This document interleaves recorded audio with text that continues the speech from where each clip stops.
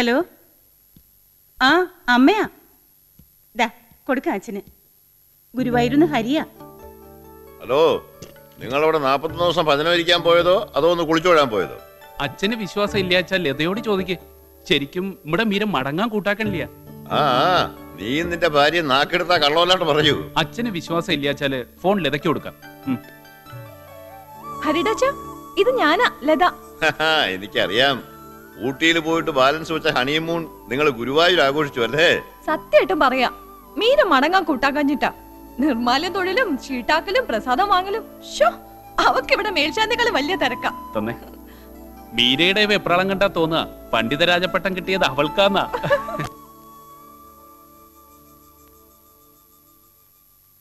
വല്ലാത്തൊരച്ഛനും അച്ഛനൊത്തൊരു മോളും.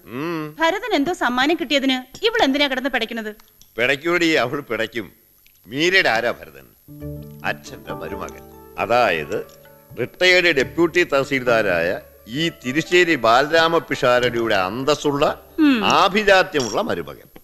എന്നാ പിടിച്ചങ്ങോട്ട് കെട്ടിച്ചു കൊടുക്കരുതോ മരുമകൻ അവളെ? നിനക്കെന്താ അത്ര സംശയം? അവന്റെ വാക്ക് ചോദിക്കട്ടെ. ആനപ്പുറത്ത് എഴുന്നള്ളിച്ചു കൊണ്ടു കൊടുക്കില്ലേ ഞാൻ അവനെന്റെ മോളെ? അതുല്യമായ ഈ സംസാര വൃക്ഷത്തിന്റെ പേര് ഊർധ്വം എന്ന് മന്ത്രം പറയുന്നു. ഇതിന്റെ വേര്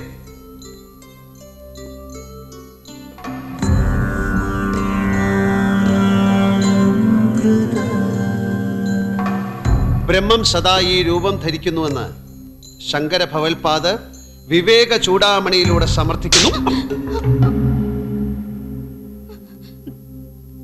ഒരാൾ ഇവിടെ കിടന്ന് കണ്ടക്ഷോഭം നടത്തുന്നത് കേൾക്കാതെ ഇരുന്നുറങ്ങാതാൻ.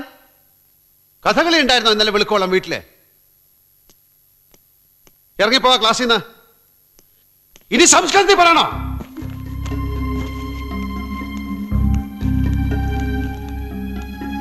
ആ, എവിടാ പറഞ്ഞു നിർത്തിയ? ബ്രഹ്മം സദാ ഈ രൂപം ധരിക്കുന്നുവെന്ന്